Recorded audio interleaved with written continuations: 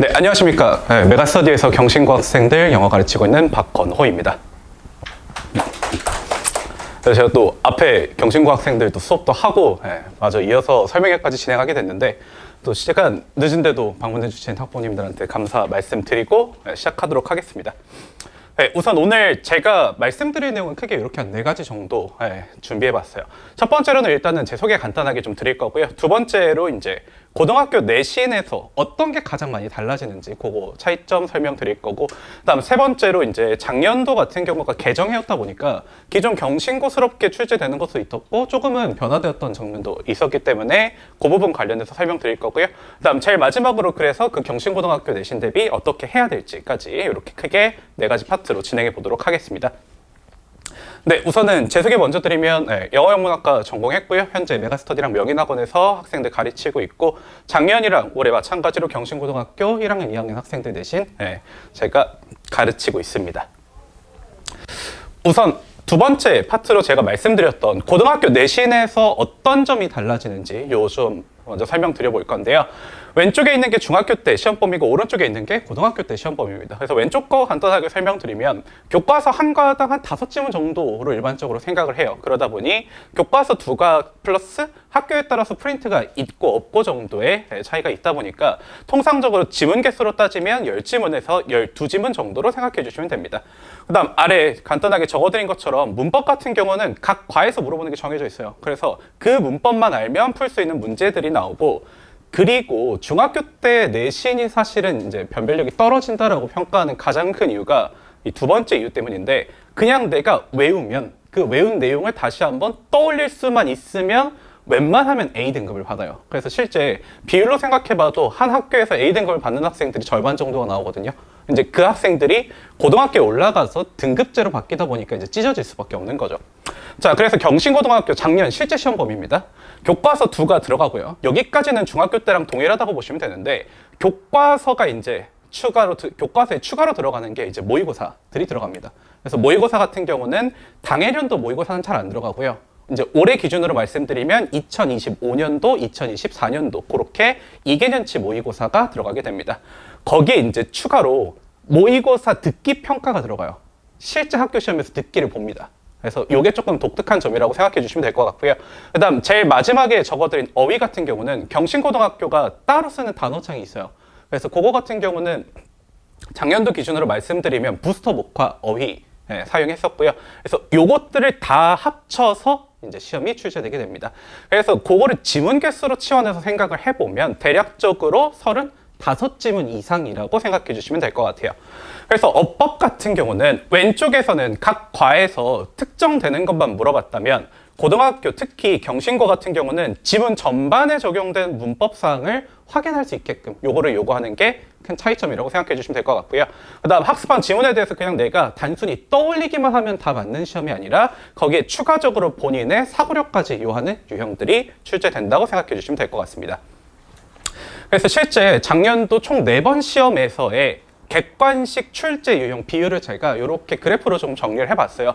그래서 제일 왼쪽에서 가장 큰 비율을 차지하고 있는 게 어법 어휘 파트입니다. 그래서 실제로 어법, 객관식, 요거는 지금 객관식만 말씀드리는 거예요. 객관식에서 출제 많이 되고 있고요. 그 다음 두 번째로 적어드린 범위는 대입학인데, 대입학 같은 경우는 유형으로 조금 더 구체적으로 말씀드리면 이제 주제, 제목, 요지 이런 것들이요. 그래서 그런 유형들의 출제 비중이랑 그 다음 간접쓰기, 순서별, 문장 삽입입니다. 그래서 통상적인 모의고사 형태의 유형들이 조금 많은 비중을 차지하고 있고요. 그 다음 제가 앞서서 말씀드렸던 듣기 평가 같은 경우는 시험지 제일 처음에 1번부터 5번까지 무조건 들어가 있어요. 그래서 그거를 비율로 따지면 이 정도 된다라고 생각해 주시면 될 것 같고요. 조금 독특한 점이라면 빈칸이 다른 학교에서는 킬러 문항으로 좀 어렵게 출제가 되는데, 경신고는 문제 수도 적고 문제도 쉬워요. 그러다 보니까 빈칸에 대해서 학생들이 느끼는 압박감은 조금 적다고 봐주시면 될 것 같고요. 그다음 마지막 가장 적은 비율을 차지하는 게 내용 일치 문제라고 봐주시면 될 것 같습니다. 그 다음은 이제 서술형인데요. 서술형 같은 경우는 정확하게 5문제가 출제되는데 그 안에 이제 흔히 말하는 새끼 문제들이 조금은 들어가 있어요. 그래서 경신고는 이 부분에 있어서는 사실 달라진 점이 없다고도 말씀드릴 수 있는데, 해석, 다른 학교는 사실 해석하는 서술형은 잘 안 내요. 근데 경신고등학교는 기존에도 출제했었고 작년에도 동일하게 한 번 시험 제외하고는 전부 다 해석 관련된 문제를 출제를 했었습니다. 그 다음에 영작 같은 경우는 원래는 그냥 단어를 배열하는 형태였다면 작년부터 여기서 조금 변별력을 두기 시작했어요. 그래서 영작에 대한 대비가 중요할 수 있겠다라는 점 한 가지 체크해 주시면 좋을 것 같고요. 그다음 두 번째로 지문 2에는 지문에서 이제 밑줄을 쳐둡니다. 그래서 얘가 물어보는 건 뭘까? 혹은 요거에 대한 해석은 어떨까? 이런 것들을 물어보는 유형이 출제가 되고요. 그다음 어법어휘, 그다음 마지막으로 순서 배열은 문제로 따지면 한 문제인데 이게 좀 까다로워요. 요거 같은 경우는 제가 뒤에 실제 경신고 문제 넣어놓은 거 가지고 따로 설명드리도록 하겠습니다.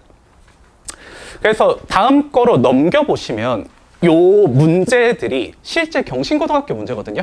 그래서 요거는 제가 이제 시험지를 그대로 스캔하다 보면 아무래도 가시성이 조금 떨어지다 보니까 직접 다 타이핑해서 여러분 이제 수업하다 보니까 죄송합니다. 네, 학부모님들 보여드릴 수 있도록 쳐둔 건데 왼쪽에 있는 5문제가 실제 경신고등학교 듣기평가 문제입니다. 그 다음에 오른쪽에 있는 요 5문제가 단어장에서 출제되는 문제들이에요. 그래서 이렇게 5문제가 고정적으로 출제되고 각 유형도 어느 정도는 유사하게 출제된다라는 점 생각해 주시면 될 것 같고요. 그래서 요거 자료 챙겨가셔서 자녀분들한테 요 5문제 정도는 한번 풀 수 있도록 해보시면 될 것 같습니다. 자, 그 다음에 제가 아까 순서 배열이 한 문제가 나오는데 그게 조금 까다로워요라고 말씀드린 게 왼쪽에 있는 요 유형 때문에 그래요. 통상적으로 아마 학생들은 알 건데 순서별 유형이라 그러면 첫 번째 문장을 주고 나머지는 문단으로 줍니다. 그래서 3개 문단을 나열하는 형태라면 경신고등학교 같은 경우는 문장을 나열하게끔 시켜요.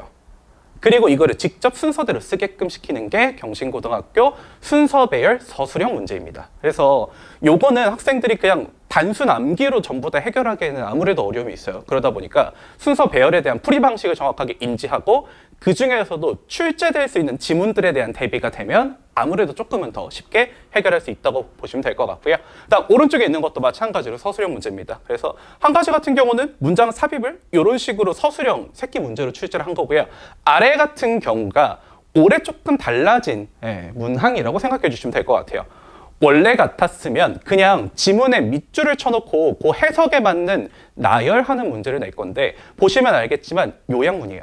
내가 지문에 대한 이해를 가지고 그거에 대한 요약문을 직접 쓸 수 있게끔 하지만 난이도는 어느 정도 조정한 게 단어를 추가하거나 변형을 필요로 하지 않다 보니까 기본적인 영어 문장을 배열할 수 있는 학생들이면 어느 정도 해결 가능하다라고 생각해 주시면 될 것 같고요.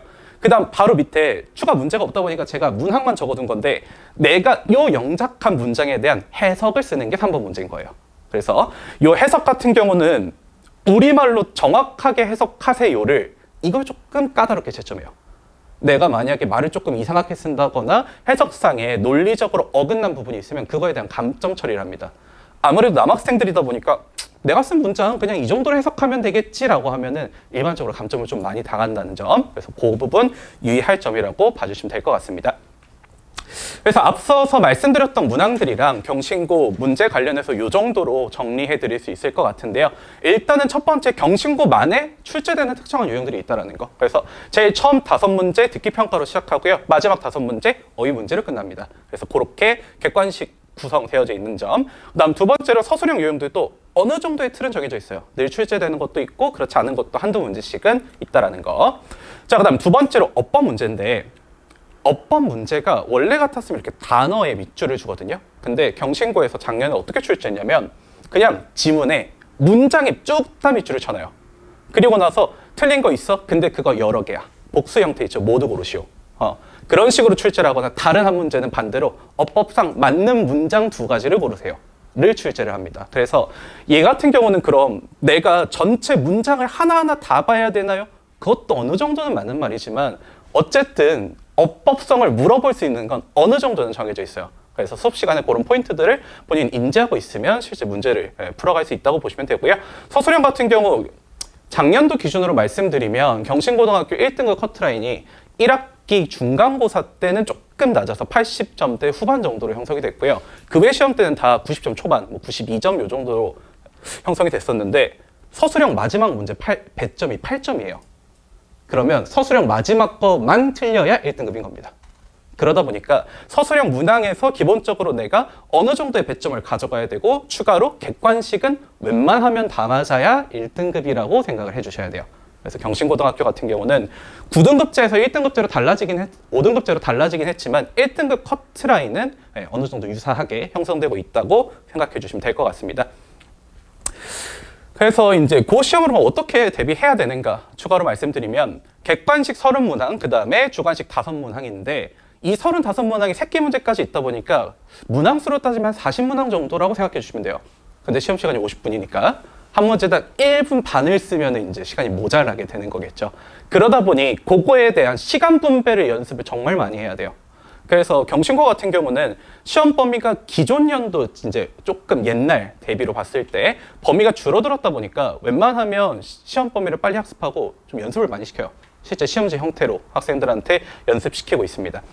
그래서 그 문항들을 조금 빠르게 풀어갈 수 있도록 연습하는 게 중요하다는 거고요. 그다음 두 번째 같은 경우는 지문별로 출제되는 포인트는 어느 정도는 정해져 있어요. 보편적인 모의고사 유형들에서 벗어나지는 않지만 아까 말씀드렸던 어법 문제가 조금은 특이점을 가지고 있다는 거. 그러다 보니 지문을 많이 보고 꼼꼼하게 볼수록 유리합니다. 그래서 복습을 자주 하는 게 좀 중요해요.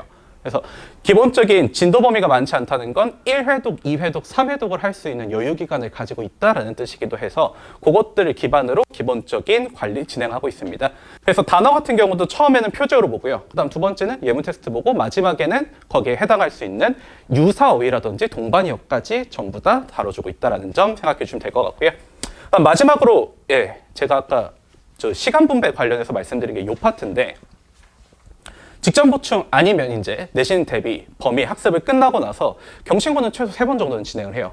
요거 같은 경우는 앞서서 말씀드렸던 30문항 그리고 주관식 5문항까지 해서 전체 35문항을 실제 시험 시간처럼 연습해보는 형태라고 생각해 주시면 될 것 같고요. 그래서 요 뒤에다가 요거 가지고 이제 제 자랑도 살짝 할 겸 뒤에 이제 적중했었던 문제들도 간단하게 좀 넣어놨습니다. 그래서 요게 이제 그 문제들이라고 보시면 되는데요. 위에 있는 게 제가 실제 적중 테스트로 출제한 문제고 아래에 있는 것들이 경신고등학교 시험에서 그대로 스캔해온 형태라고 봐주시면 될 것 같아요. 듣기평가 문항도 맞춥니다. 듣기평가도 대비시킵니다. 듣기평가 문제 만들고요. 듣기평가 5문항 출제되다 보니까 제가 듣기 파일 직접 잘라서 학생들 학원에서 듣기평가까지 실제 시험처럼 진행할 수 있도록 그렇게 대비하고 있다 말씀드릴 수 있을 것 같고요. 그 다음에 뒤에 들어가 있는 것 같은 경우는 뭐 기본적인 문장, 삽입 유형, 그 다음 왼쪽 그거 확인해 주시면 될 것 같고 오른쪽 같은 경우도 마찬가지로 교과서 범위 작년이 이제 개정 첫 해였다 보니까 학생들이 접할 수 있는 문제 자체가 사실은 많이 없었어요. 다만 지문에 따라서 출제될 수 있는 유형은 어느 정도 정해져 있다 보니 그거에 맞춰서 제가 이런 식으로 대비시켰고 그게 실제 문제랑 거의 동일하게 출제됐다는 점. 요거는 이제 서술형인데요. 왼쪽이 이제 제가 시험에서 진행했던 거고 오른쪽이 실제 학교 시험 문제입니다. 보시면 알겠지만 밑줄이 똑같아요. 요 A 밑줄 똑같고요. 아래 조건 보시면 알겠지만 주어진 단어만 사용해서 배열할 거? 그러면 웬만하면 연습한 내용들이 실제 문제로 출제되고 있었다라는 점 이렇게 봐주시면 될 것 같습니다.